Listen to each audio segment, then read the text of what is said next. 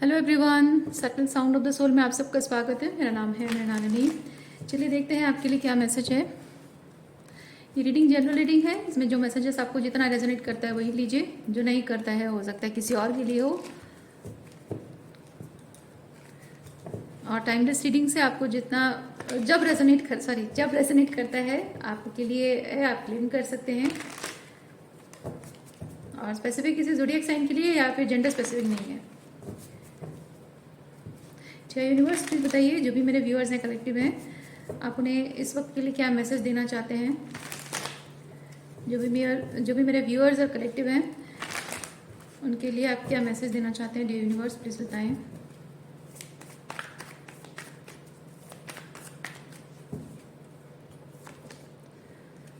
We are the world, the burden, nothingness,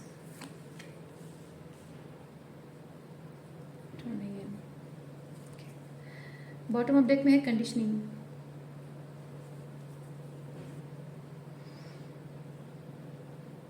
एक इंसान अपने आप को किस तरह से देखता है, हमारी सोसाइटी में उसकी एक इमेज क्रिएट की जाती है और वो इमेज कभी कभी उस इंसान को अच्छा लगता है, कभी कभी उस इंसान को बहुत भारी भारी पड़ता है, उसके ऊपर स्पिरिचुअली उस पर बहुत भारी पड़ता है। और कभी कभी ये चीज़ें उन पर फाइनेंशियली भारी पड़ती हैं, रिलेशनशिप वाइज इमोशनली भारी पड़ती हैं। तो कहने का मतलब यहाँ पे ये है कि सोसाइटी में, आपके एनवायरनमेंट में, समाज में जो आपकी एक इमेज क्रिएट की गई है उसके रिगार्डिंग आप यहाँ पे कंफर्ट तो नहीं फील कर रहे हैं, बहुत डिस्कम्फर्ट आप फील कर रहे हैं।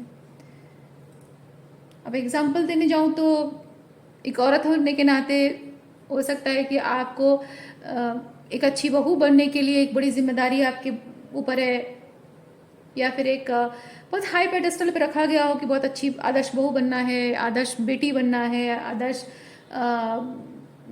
माँ बन के दिखाना है, एक आदर्श पत्नी बनकर दिखाना है, या फिर एक आदर्श नारी बनकर आपको ये नहीं करना है, वो नहीं करना है, ऐसा करना है, ऐसे चलना है, ऐसे बैठना है, ऐसे कपड़े पहनना है, उस तरीके का बोझ आप पर हो।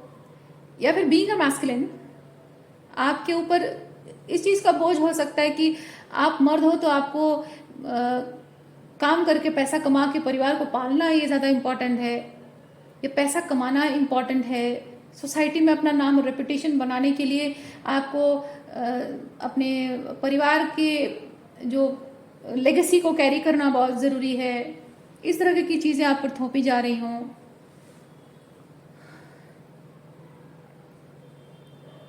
किसी सिचुएशन को आप बेसिकली कमिट नहीं कर पा रहे हैं, आपसे हो नहीं पा रहा है, बिकॉज आप शायद ये चीज़ फील कर रहे हैं कि आपका कमिटमेंट कहीं और होना चाहिए। Excuse me. हो सकता है कि आपकी स्पिरिचुअल पाथ की तरफ आपका कमिटमेंट होना चाहिए, लेकिन हो सकता है कि परिवार के प्रति, समाज के प्रति आपकी एक जिम्मेदारी आपको बताई जा रही हो कि आपको एक मर्द होने के नाते, एक ह्यूमन बीइंग होने के नाते आपको एक परिवार संभालना, परिवार करना, शादी करना, काम करना, शादी करना, घर परिवार संभालना, ये जिम्मेदारी है। आप अपनी स्पिरिचुअल पाथ पर ध्यान नहीं दे सकते हो। और स्पिरिचुअल पाथ, क्योंकि लोगों का होता है ना कि आप स्पिरिचुअल पाथ पर ध्यान दे रहे हो मतलब परिवार की जिम्मेदारियों से मुंह मोड़ रहे हो या फिर एक्सक्यूजेस बना रहे हो। स्पिरिचुअलिटी के नाम पे एक्सक्यूजेस बनाकर आप रिश्ता कमिटमेंट्स नहीं निभा रहे हो। इस तरह की बातें हो सकता है आपको बोली जा रही हों, लेकिन आप अंतर मन से महसूस कर रहे हो कि जिस पाथ पे आप जाने के बारे में फील करते हो बहुत स्ट्रांग कॉलिंग है वो, और वो कॉलिंग को आप इग्नोर नहीं कर पा रहे हो। लेकिन वही 3D रियलिटी का, सोसाइटी का जो प्रेशर आप पर बिल्डअप हुआ है उसे भी आप निभाना चाहते हो, अपनी इमेज बचा के रखना, अपनी इमेज बचा के रखना चाहते हो, खराब नहीं होने देना चाहते हो, या फिर इमेज बनाना चाहते हो। लोगों की नज़रों में आप वो वर्दीनेस का जो टैग होता है ना कि हाँ तुम वर्दी हो, वो टैग आप पाना चाहते हैं। शायद इसीलिए अपने माता पिता की नज़रों में अच्छा बेटा या अच्छी बेटी साबित होना चाहते हो। वो आपके लिए मायने रखता हो, लेकिन आपका सोल पर्पस शायद आपको ये कह रहा हो कि वो आपको वैलिडेट करते ही नहीं करते, उससे फ़र्क नहीं पड़ता, आपको अपना लाइफ पाथ फॉलो करना चाहिए। लेकिन आप खुद ही ये चीज़ सोच रहे हो कि नहीं, और माना कि मेरा रास्ता अलग है, लेकिन मैं कुछ ऐसा करना चाहता हूँ जिससे कि मेरे माँ बाप मुझ पर प्राउड फील करें। फॉर द टाइम भी आपका जो लाइफ पाथ है उस तरफ बढ़ते हुए तो आपको यहाँ पे वो चीज़ फुलफिल होती हुई नज़र नहीं आ रही है। शायद इसीलिए आप अटैचमेंट, ये कंडीशनिंग कार्ड डेविल कार्ड को रिप्रेजेंट करता है। तो हो सकता है कि आप जो आपके अलाइनमेंट, आपके साथ अलाइनमेंट में नहीं है, आपके हायर पर्पस के साथ अलाइनमेंट में नहीं है, उस चीज़ के साथ अटैचमेंट रख रहे हैं आप।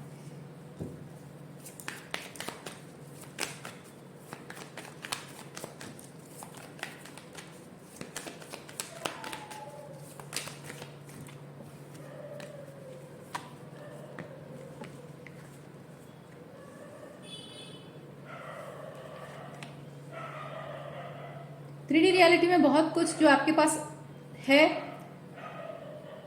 लाइक मटीरियलिस्टिकली रिलेशनशिप है, पैसा है, करियर है, वो सब आपके लिए इस वक्त अबंडेंस की तरह है।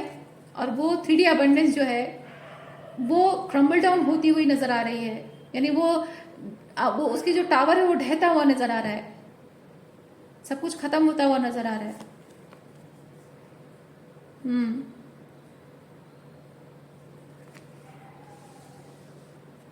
और आपका ये अबंडेंस जिस तरह से इस वक्त दिख रहा है उसकी शक्ल बदलने वाली है। ऐसा नहीं कि आपकी लाइफ में ये अबंडेंस नहीं रहेगा, लेकिन एक्सक्यूज मी, अबंडेंस के फॉर्म में जो जो चीज़ें एक्यूमुलेट आपने की है या फिर ऑलरेडी आपको मिला है, वो चीज़ें, वो लोग, वो करियर, वो लाइफस्टाइल, वो वैसी नहीं रहेगी, उसकी शक्ल बदल रही है।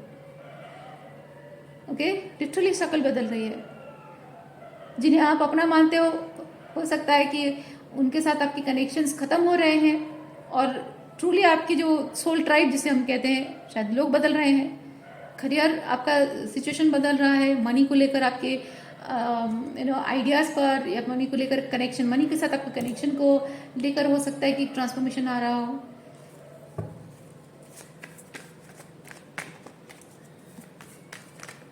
मैं ये चीज़ भी फील कर रही हूँ कि आपका खुद का फिजिकल अपीयरेंस या आपकी आइडेंटिटी, वो भी किसी तरह से ट्रांसफॉर्मेशन आ रही है, उसमें वो भी किसी तरह से बदल रही है। फिजिकल अपीयरेंस या फिर आइडेंटिटी आपकी।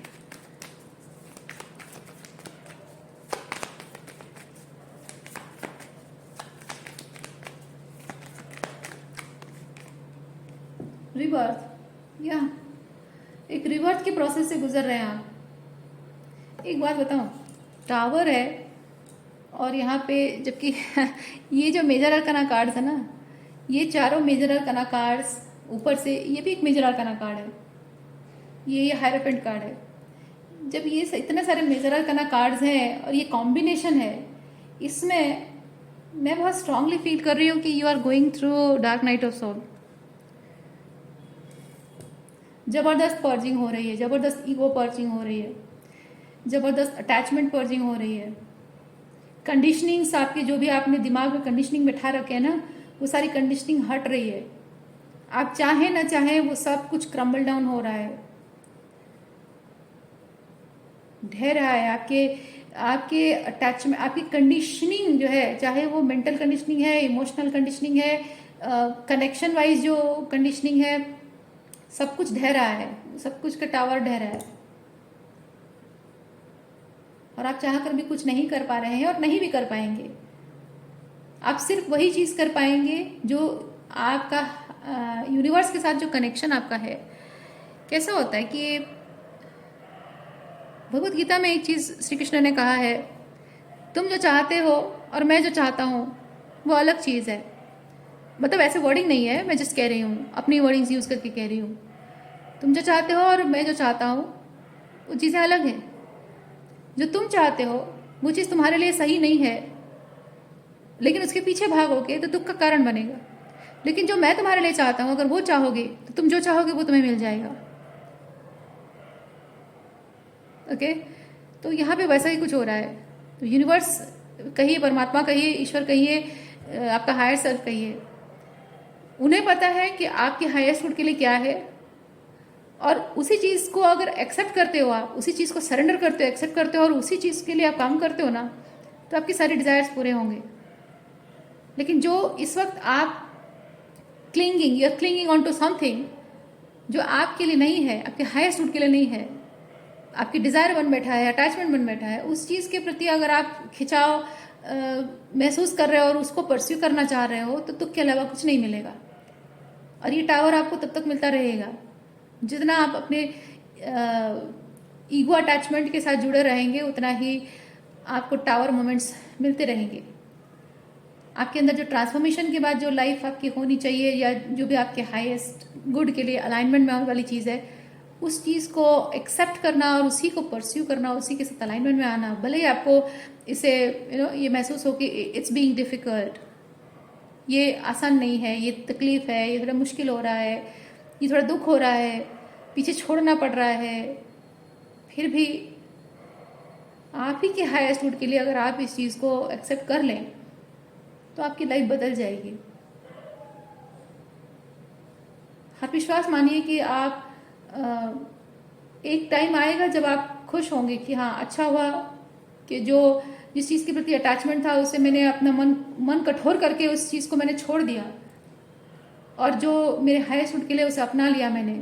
भले ही उसमें काम करते वक्त मुझे तकलीफ हो रही थी, कुछ पीछे छूट रहा था और दुख हो रहा था, उसके बावजूद भी मैं आगे बढ़ता जा रहा था, भले ही तकलीफ हो रही थी। लेकिन आज समझ में आ रहा है, एक वक्त आएगा आप कहेंगे आज समझ में आ रहा है कि जो पीछे छूटा वो सच में बड़ा खतरनाक चीज़ था, और जिस चीज़ के लिए मैंने काम किया जो मुश्किल लग रहा था, आज समझ में आ रहा है कि वो काम करना कितना ज़रूरी था, क्योंकि आप बहुत ही पीस एंड ट्रैंक्विलिटी में अपनी ज़िंदगी जी रहे होंगे।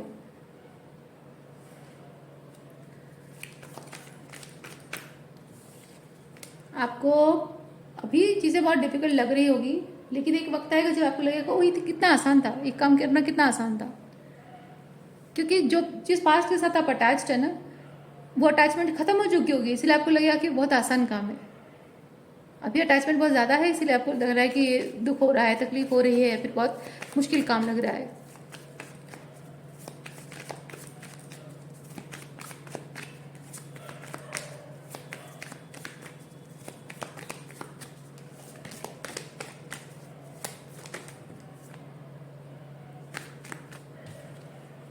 लेटिंग गो, देखिए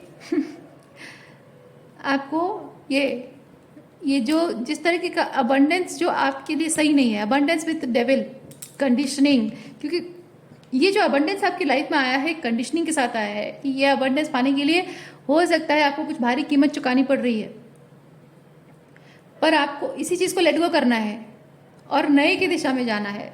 और आपको जब नया अबंडेंस जो मिलेगा ना ये ट्रांसफॉर्मेशन के बाद, उसे पाने के लिए आपको कोई कीमत नहीं चुकानी होगी, क्योंकि वो जो अबंडेंस है वो आपका है, उस पर आपका हक है। यूनिवर्स ने वो हक आपके नाम लिखा है, वो अबंडेंस आपके नाम लिखा है। लेकिन ये जो अबंडेंस आप जिसके पीछे भाग रहे हो इस वक्त, वो आपके हाईएस्ट गुड के लिए नहीं है। लेकिन आपके कुछ ऐसे अटैचमेंट्स हो सकते हैं, कुछ ऐसे लो वाइब्रेशनल बिलीफ सिस्टम हो सकते हैं, या फिर कुछ कंडीशनिंग हो सकती है, कुछ बॉक्स्ड थिंकिंग हो सकती है, लैक माइंडसेट हो सकती है, कुछ ट्रॉमा हो सकते हैं, जिसकी वजह से कि आपने इसे अपना अबंडेंस मान लिया है। पर एक्चुअली में आप इससे कई गुना ज़्यादा बेटर चीज़ को डिजर्व करते हैं, बेटर रिलेशनशिप को डिजर्व करते हैं, बेटर कनेक्शंस को डिजर्व करते हैं, बेटर नौकरी डिजर्व करते हैं। Okay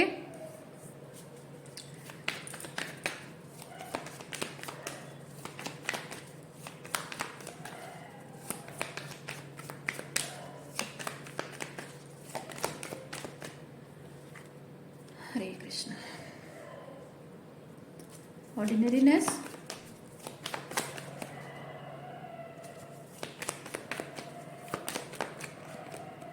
playfulness, intensity. देखिए यहाँ पे एक चीज़ ये होता है ना कि आप जब किसी चीज़ पर काम कर रहे हो, कोई मान लीजिए आपका रिलेशनशिप भी एक प्रोजेक्ट है, आपका वर्क प्लेस में भी जो काम है वो भी एक प्रोजेक्ट है। तो एग्जांपल देते हैं कि एक प्रोजेक्ट, ठीक है, एक प्रोजेक्ट है जिस पर आपको काम करना है। मन मार के काम करना कैसा होता है, और खुशी खुशी करना, बहुत ही प्लेफुल एनर्जी में रहकर काम करना, जहाँ आपको सुबह उठते ही आपको ये ना लगे कि ओहो फिर वही काम है ना, फिर वही रिलेशनशिप है, फिर उस सुबह सुबह उसकी शक्ल देखनी पड़ेगी। ऐसा नहीं होना चाहिए। फिर सुबह सुबह बॉस की शक्ल देखनी पड़ेगी, ये नहीं होना चाहिए, राइट। अभी आपकी हो सकता है ज़िंदगी ऐसी हो, पर आपको यहाँ पे बताया जा रहा है कि आपके लाइफ में आप सक्सेस की उस ऊंचाई पर पहुंच पाएंगे जो आपके लिए हमेशा से एक सपना ही रहा है। ओके। और हो सकता है कि सक्सेस की जो ऊंचाई आप इमेजिन भी नहीं कर पा रहे हो। Success and abundance. और यहाँ पे एक चीज देखिए, ये बर्डन कार्ड में यहाँ पे ये जो इंसान है ये पहाड़ की ऊंचाई में चढ़ रहा है और वो थक गया है।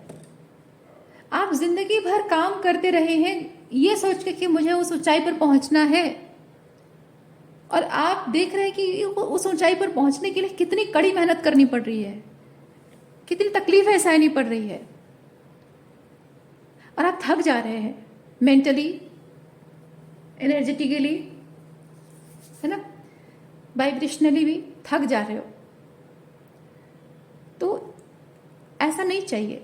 आपको चाहिए कुछ ऐसा जिससे कि काम करते वक्त आपको खुशी मिले, ये प्लेफुल एनर्जी हो। आपको सुबह उठकर ये चीज़ लगे कि वाह आज का दिन कैसा रहेगा, I feel very excited about it, है ना। दिन भर जब आप काम करते हो, काम करते करते कैसे आपका दिन गुजर जाता है आपको पता भी नहीं चलता है, और आपको बिल्कुल टायर्डनेस भी नहीं लगती है। रादर वो सारा काम खत्म करने के बाद आप बहुत सेटिस्फाइड फील करते हो। उसके बाद जब आप बिस्तर पर लेटते हो, आप ओह नहीं करते हो, आप करते हो आहा आज बड़ा मजा आया काम करके। और इतना अच्छा से एंजॉय करते हुए काम करने के बाद रेस्ट करने का तो कुछ अलग ही मजा है। और वो जो थकान होगी ना, उस थकान के बाद जब आप सोते हो, इस नेगेटिविटी के साथ नहीं सोते हो, यार फिर सुबह उठना पड़ेगा, फिर जाना पड़ेगा, थोड़ी देर सो लेता हूँ, पता नहीं नींद भी आएगी या नहीं। ऐसा नहीं होगा। रादर ये चीज़ होगा कि जब आप थके भी हो, दिन भर का काम करके थके भी हो, लेकिन आपको खुशी है कि आपने बहुत एंजॉय किया काम को, और सोते वक्त वो थकान मिटाने के लिए सोते वक्त भी आप सोच रहे हो कि यार कल सुबह उठना है, कल तो और मज़ा आएगा काम करने में, क्योंकि कल ये करना है, कल वो करना है, यस बहुत अच्छा लगेगा, तो चलो जल्दी सो जाता हूँ ताकि सुबह जल्दी उठूँ और अपना काम करूँ। बात ही कुछ अलग होती है डियर, है ना। वो यहाँ पे बदलने वाला है, वो चीज़ यहाँ पे बदलने वाला है। और जहाँ आप अपने वर्क प्लेस में एक मुलाजिम की तरह काम कर रहे थे, आप वहाँ बॉस की तरह काम करोगे, खुद बॉस बनोगे, खुद लीडर बनोगे, आपके पावर आपके हाथ में रहेगी। ओके।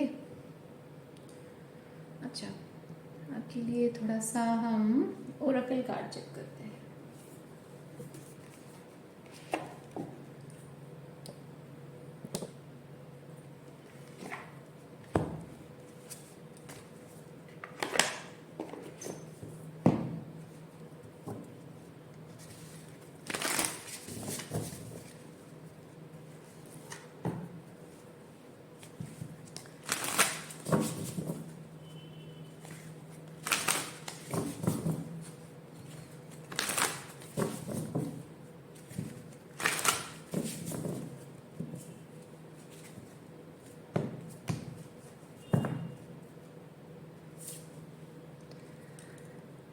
चीज़ों के हायर पर्सपेक्टिव को देखिए। आज भले ही आपके पास ये जो भी कंडीशन सिचुएशन में जो आप काम कर रहे हैं, ये जो कंडीशन सिचुएशन में आप जो काम कर रहे हैं, इसमें भले ही आपके पास एक रिलेशनशिप है या फिर एक मतलब एक फिक्स्ड नौकरी है या फिक्स्ड अमाउंट ऑफ सैलरी है, भले ही वो एक सिक्योरिटी, एक कंफर्ट जोन है आपका, एक सिक्योरिटी है, लेकिन क्या सिक्योरिटी ही सब कुछ है? नहीं है। एक शादी में, मैं एक एग्जांपल दे रही हूँ, एक शादी में आप अपने स्पाउस के साथ सिक्योर ज़रूर हैं, क्योंकि आपको कहीं और जाना नहीं पड़ रहा है, घर है, खाने पीने की टेंशन नहीं है, पैसों की टेंशन नहीं है, और एक परिवार भी है, और आपको फाइनेंशियल सिक्योरिटी भी है, घर भी मिल रहा है, सब कुछ है आपके पास।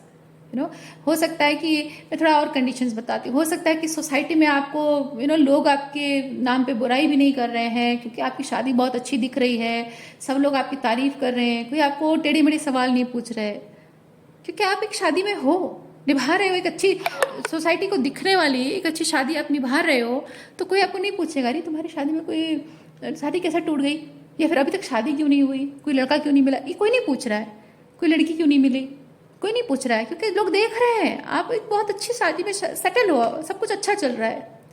लेकिन अगर उस शादी में आप घुट घुट कर जी रहे हो, जिसमें रोज आपको लगता है अरे यार सुबह उठ के अभी औरत की शक्ल देखनी पड़ेगी, शाम होते ही आप ये सोचते हो कि अरे अब फिर वो इंसान आएगा, फिर चिल्लाएगा, फिर हल्ला मचाएगा, फिर ड्रिंक करेगा, फिर मुझे मारेगा पीटेगा। ये आपके घर की चार दीवारी में हो रहा है। लोगों को दिखाना, सोसाइटी को दिखाना, ये ज़्यादा इम्पॉर्टेंट है, या फिर आप जैसे जी रहे हो, क्योंकि वही सेफ्टी भी तो है ना, सेफ्टी तो है वहाँ पे, लेकिन घर की चार दीवारी में आप सेफ हो क्या? बाहर दिखने को सेफ लग रहा है, लेकिन घर की चार दीवारी में आप इमोशनली सेफ नहीं हो, मेंटली सेफ नहीं हो सकता है फिजिकली भी सेफ ना हो। तो अगर सेफ्टी, आई एम सेफ वाला टैग लगा है, इज इट इनफ? नहीं, क्योंकि वहां पे मन की शांति नहीं है। दिन भर 24 घंटे हमेशा यही डर लगा रहता है कि अभी आकर ये इंसान ये बोलेगा, अभी आकर ये इंसान का ऐसा बिहेवियर से मैं दुखी हो जाऊंगी, या फिर लो फील होगा इमोशनली, मेंटली, मतलब साइकोलॉजिकली है या फिर फिजिकली है, वो एक अनसेफ तो आप अंदर से फील कर रहे हो, उसका क्या? और उसकी जिम्मेदारी कौन लेगा? जो आपकी सेफ्टी प्रोवाइड कर रहा है या आपको एक कंफर्ट जोन प्रोवाइड कर रही है, वो इंसान खुद ही आपके लिए अनसेफ है। क्या आपको वो सेफ्टी प्रोवाइड कर रहा है? नहीं कर रहा है, वो करेगा ही नहीं। आपको खुद अपने लिए सेफ्टी प्रोवाइड करनी है खुद को, और अपना कंफर्ट, जहां आप एक बीवी के पास एक कंफर्ट चाह रहे हैं जो आपको नहीं मिल रहा है, वो आपको खुद अपने आप को देनी है। एक पति के पास आप एक सेफ्टी एनवायरनमेंट चाह रहे हैं जो आपको नहीं मिल रहा है, घर की चार दीवारी के अंदर भी डर डर कर जी रहे हो, वो आपको खुद अपने लिए खड़े होकर क्लेम करना होगा, है ना?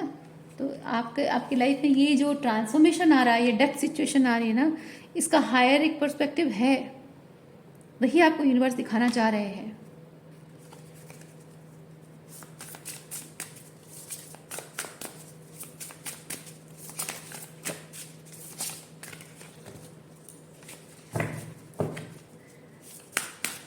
जिंदगी भर ये आदमी को सहना पड़ेगा, इस औरत को जिंदगी भर सहना पड़ेगा, कैसे जीऊँ, पूरी बाकी जिंदगी पड़ी है, सोच के कैसा लगता है?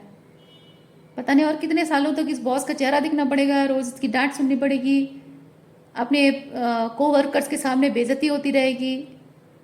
आज तो बॉस तो मतलब मेरे हालत ख़राब कर देगा, बॉस अपने मेरे कोवर्कर्स के सामने बड़ी बेइज्जती कर देगा, गाली देगा मुझे, डांटेगा मुझे। रोज सुन के ही आपका क्या बोलते हैं उसको, I am not getting the right word, Hindi में मुझे उतने सारे नहीं पता है, प्रोवर्ब्स वगैरह नहीं पता है, लेकिन होता है ना जान सूख जाती है, हाँ जान, सॉरी, थैंक यू, सॉरी क्या थैंक यू जान सूख जाती है ये सोच के कि आज इतने लोगों के सामने बेइज्जती होने वाली है, क्योंकि ये काम नहीं हो पाया, टारगेट फुलफिल नहीं हो पाया, या फिर ये पसंद नहीं आएगा उसे, होता है ना। ऐसे मर मर के जीने से तो अच्छा है कि जिसके लिए मर रहे हो उसके साथ रिश्ता ही मर जाए, डेथ।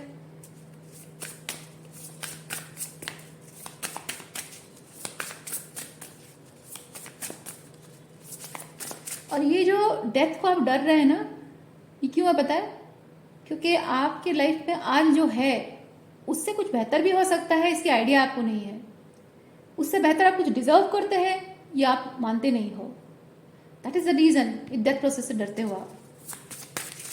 आपके जीवन में कभी इससे बेहतर कुछ आना पॉसिबल है, या फिर इससे ये सिचुएशन को छोड़ने के बाद जो आपकी लाइफ जिस तरह से बनेगी उसमें आप कभी खुश रह पाओगे, इससे बेहतर तरीके से रह पाओगे, ये विश्वास आपको नहीं है। कंपैरिजन कर रहे हो आप, बेसिकली कंपैरिजन शायद ये कर रहे हो कि ये जिसे आप छोड़ रहे हो, जिस सिचुएशन को आप छोड़ रहे हो और जिस सिचुएशन में जा रहे हो, दोनों के बीच कंपैरिजन शायद कर रहे हो कि यहाँ पे मैं जितना खुश था उससे ज़्यादा खुश हो तो ठीक है, लेकिन अगर वहाँ जाके लगा कि यार यहाँ पे अच्छा चल रहा था सब कुछ,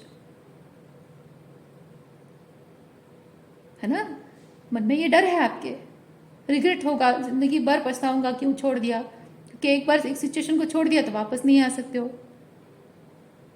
लेकिन एक सवाल वही सेम सवाल वही घूम रहा है।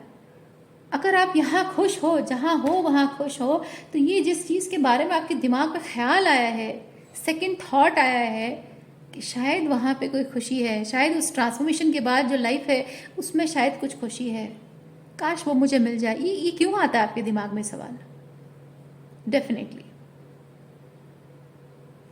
है ना, डेफिनेटली आज जहाँ हो वहाँ आप खुश नहीं हो। जहाँ इंसान खुश होता है वो किसी और चीज़ के बारे में देखता ही नहीं है, सोचता ही नहीं है। और अगर किसी और चीज़ के बारे में एक ख्याल भी दिमाग में आ रहा है, यानी दो चीज़ें हो सकती हैं, इधर वो बहुत ही नॉन कमिटल पर्सन है या फिर खुश नहीं है। और आप नॉन कमिटल तो हो नहीं, आप कोई ऐसा इंसान तो हो नहीं कि अपने पति या पत्नी के साथ रिलेशनशिप निभाना नहीं चाहते हो, ऑनेस्टी नहीं है आपके अंदर, या ईमानदारी नहीं है। क्या आपको अपना वर्क प्लेस, अपना काम पसंद नहीं है? नहीं, मतलब आपको काम करना, अपने वर्क प्लेस के साथ कमिटमेंट निभाना, अपनी बीवी के साथ या अपने पति के साथ कमिटमेंट निभाना, क्या आप नॉन कमिटल थोड़े हो? नहीं हो। यानी कि दूसरी बात है कि उस चीज़ में आप खुश नहीं हो, वरना ये सेकंड थॉट आता ही नहीं दिमाग में।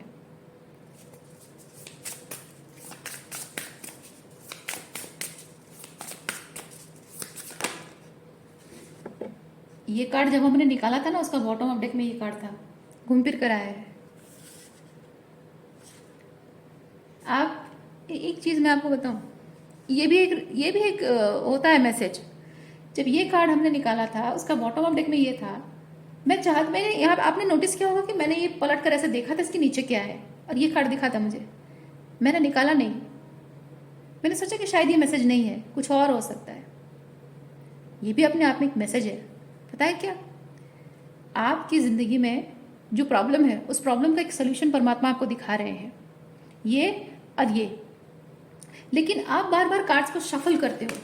शफल करने का मतलब है कि आप टटोल रहे हो कि कहीं और दूसरा कोई मैसेज मिल जाए, शायद ये सही आंसर नहीं है, शायद कुछ और आंसर हो सकता है। हम टटोलते हैं, यानी कि हमारे पास जो इंफॉर्मेशन आई है उसे हम डाउट कर रहे हैं, पर अल्टीमेटली हुआ क्या, घूम फिर कर वही कार्ड आया है ना, घूम फिर कर वही कार्ड आया। यानी कि डू नॉट डाउट, यूनिवर्स आपको जो मैसेज दे रहे हैं उसे डाउट मत करिए, आपको जो कंफर्मेशन दे रहे हैं, जो साइंस दे रहे हैं उसे डाउट मत करिए, ठीक है। आप जो पूछ रहे हैं, देखिए लिखा भी क्या है यहाँ पे, ask wonderfully and receive graciously.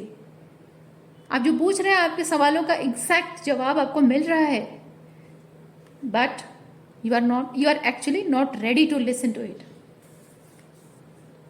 Deliver your greatest gift to the world. इसका मतलब क्या पता है, इसका मतलब ये है कि ये जो सिचुएशन, जो ट्रांसफॉर्मेशन आ रहा है माय डियर, आपको ऐसा शायद लग रहा हो कि मैं इसमें स्वार्थी दिखूंगा या दिखूंगी, शायद मेरे पीछे यहाँ पे किसी और का कुछ प्रॉब्लम हो जाएगा, शायद मेरे चले जाने से यहाँ पे एक रिग्रेट रह जाएगा, हमेशा एक गलतफहमी रह जाएगी। हो सकता है आपके दिमाग में ये चीज़ चल रहा हो, शायद कुछ अनफिनिश्ड रह जाएगा, शायद कुछ एक पॉइंट ऐसा रह जाएगा जहाँ मैं हमेशा रिग्रेट करता रहूँगा कि एक मौका और देना चाहिए था, शायद थोड़ा और इंतज़ार करना चाहिए था। पर आपको यूनिवर्स ये कह रहे हैं कि ये जो सिचुएशन में जो डेथ सिचुएशन आई है, इसमें ना सिर्फ आपका भला होगा बल्कि सबका भला होगा, क्योंकि इस ट्रांसफॉर्मेशन के बाद ये ट्रांसफॉर्मेशन सबके हाईएस्ट गुड के लिए हो रहा है। आप नहीं जानते हो ये ट्रांसफॉर्मेशन में आपका क्या हाईएस्ट गुड है, वो आपको शायद पता हो, लेकिन बाकी लोगों का हाईएस्ट गुड में क्या है वो आपको नहीं पता है, और वो आपको जानना भी जरूरी नहीं है। किसी का लाइफ पाथ किसको कहाँ ले जा रहा है, आप जरा सोचिए। आज आप स्पिरिचुअल जर्नी में जो आगे जा रहे हैं, जिस तरफ जा रहे हैं, आपका लाइफ पाथ, आपका स्पिरिचुअल जर्नी आपको कहाँ ले जा रहा है, कोई बॉदर्ड है इस बात के लिए? कोई परवाह करता है? कोई पूछता है आपको? आप स्पिरिचुअली कैसा महसूस करते हो? कैसे इमोशंस हैं? क्या डर लगता है आपको? क्यों ऐसा फील कर रहे हो? क्या फील करना चाहते हो? क्या नहीं फील करना चाहते हो? क्या आपको एडवाइस की ज़रूरत है? क्या आपको साथ की ज़रूरत है? सहारे की ज़रूरत है? सपोर्ट की ज़रूरत है? गाइडेंस की ज़रूरत है? कोई पूछता है? कोई नहीं पूछता है।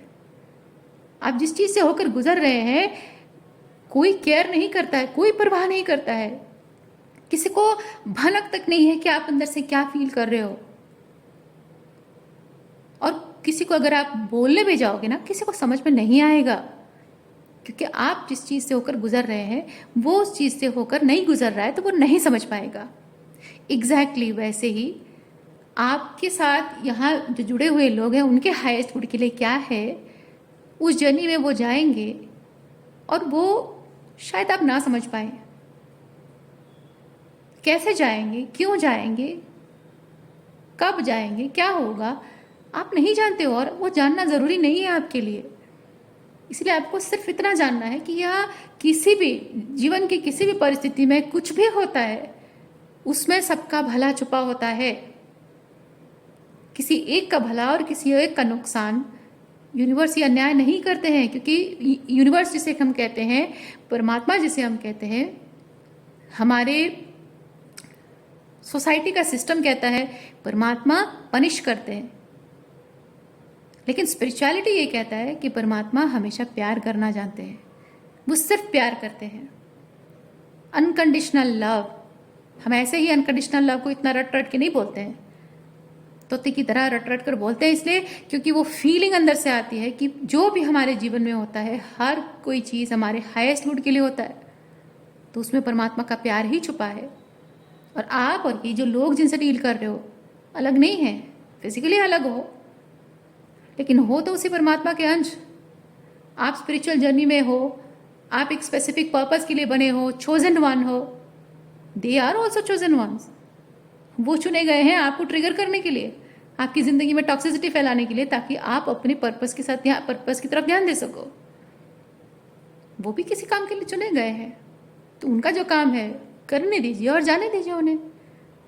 हो सकता है कि आपकी ज़िंदगी से निकलने के बाद उनका कोई दूसरा रास्ता हो। तो इसलिए आपको यहाँ पे बोला जा रहा है कि हर एक इंसान गिफ्टेड है, हर एक इंसान एक स्पेसिफिक पर्पस के लिए दुनिया में आया होता है। उनका काम आपके जीवन में जो था उन्होंने कर दिया, उनका काम खत्म, उनको जाने दो। अब आपका समय आ चुका है कि आप अपनी गिफ्ट्स दुनिया के साथ शेयर करें, यानी कि आप जिस पर्पस के लिए आए उस पर्पस के साथ अब अलाइनमेंट में आने का समय आ चुका है। आपको ये स्पिरिचुअल पर्सपेक्टिव दिखाया जा रहा है इस सिचुएशन का। ओके, और आज जो भी मैसेज आया है उस चीज़ की जिम्मेदारी लेना, उस चीज़ के लिए वो लीडर की एनर्जी में आना आपके लिए बहुत ज़्यादा ज़रूरी है। इसमें सन कार्ड में इनोसेंट क्यों लिखा है? सन कार्ड टेकिंग रिस्पॉन्सिबिलिटी को बताता है, अपने पावर में आना, ठीक है, उस चीज़ को बताता है, लीडरशिप क्वालिटी को बताता है। और वहाँ इनोसेंस की ज़रूरत क्यों है? इनोसेंस की ज़रूरत होती है जहाँ ईगो होता है वहाँ इनोसेंस नहीं होता है, और जहाँ इनोसेंस होता है वहाँ ईगो अगर आए तो इनोसेंस को कुचल देता है। और इनोसेंस प्लस पावर दोनों अगर साथ में होता है ना, तो ईगो डर कर भाग जाता है, ईगो की कोई जगह नहीं होती है।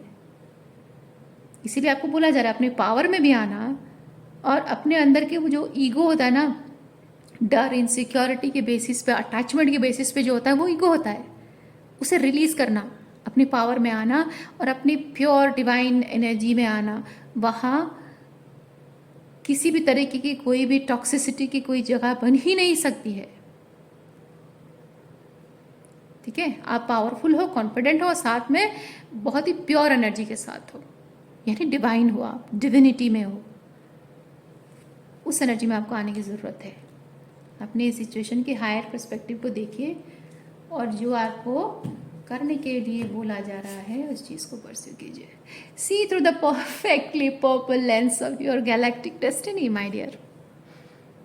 ओके, सो आज के लिए इतना ही है। उम्मीद करती हूँ इस रीडिंग से आपको कुछ क्लैरिटी मिली हो। मैं आपको नेक्स्ट रीडिंग में मिलती हूँ। अपना ख्याल रखिए। बाय।